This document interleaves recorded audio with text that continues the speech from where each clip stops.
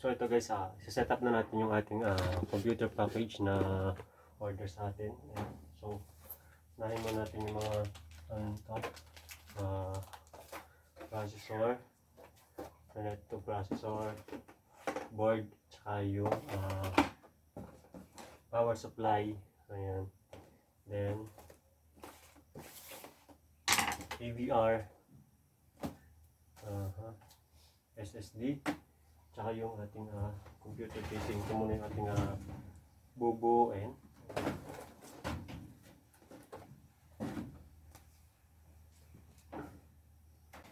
And habang set up natin to guys, so mga hindi natin kailangan, so tago muna natin kaya ng mousepad, tsaka itong ating monitor. So sorry natin ito check. Lagyan muna natin sa isang tabi. Then yung ating keyboard and speaker. So panguhuli natin to. Okay. So gagamitin muna natin habang binubuo natin itong ating personal na ginagamit kapag nagagawa tayo ng computer, ating mga mouse at saka keyboard, and then mousepad, and then itong ating monitor. Ayan. Ito muna yung ating gagamitin habang binubuo natin ating computer package.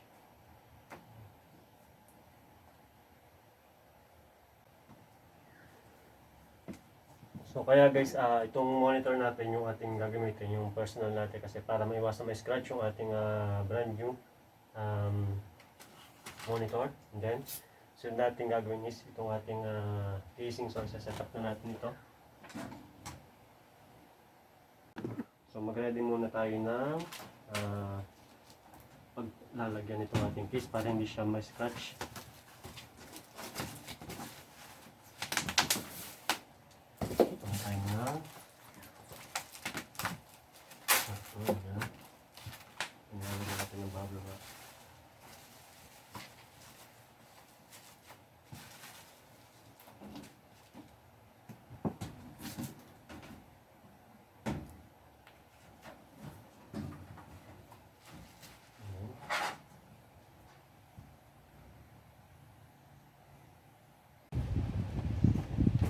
So ang gawin natin guys, tanggalin muna natin yung cover ng ating computer case.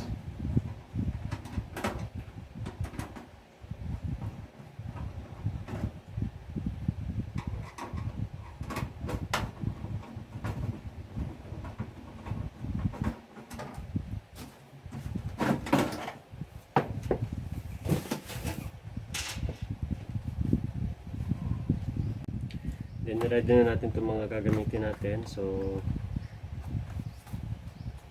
ating SSD, and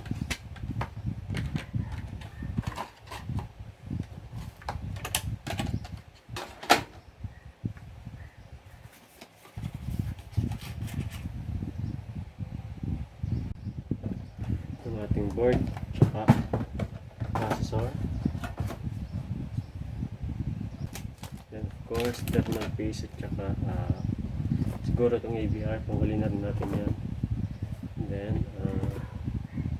next natin is yung ating power supply.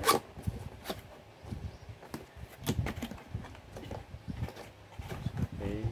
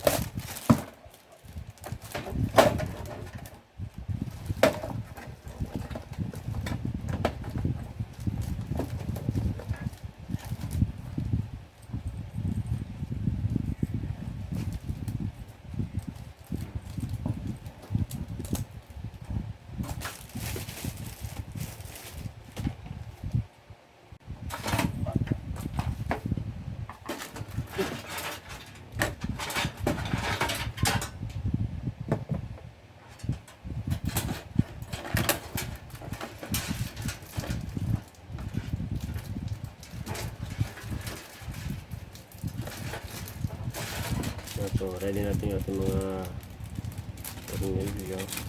Ayan. So madami-dami.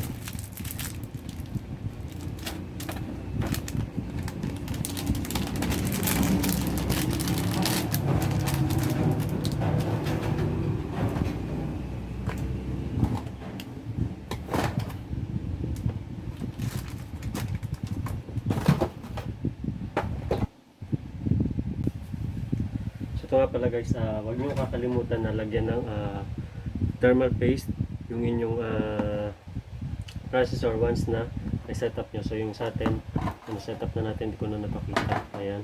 So nilagyan natin ng thermal paste.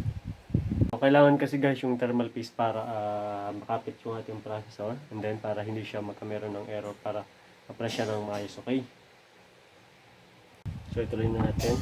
So lagyan natin ng RAM yung ating computer. Motherboard. Ayan. Then set up na natin itong ating board.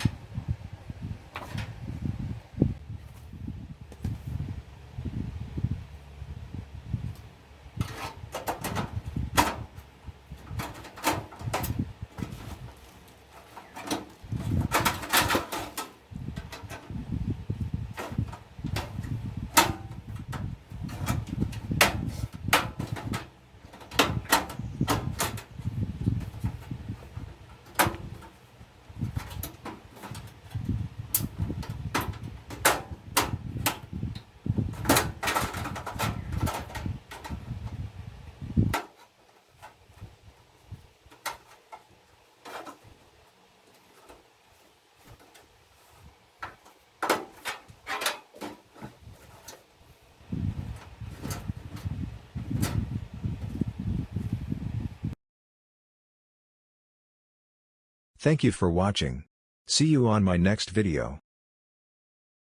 Turn on the notification bell and don't forget to subscribe for more videos.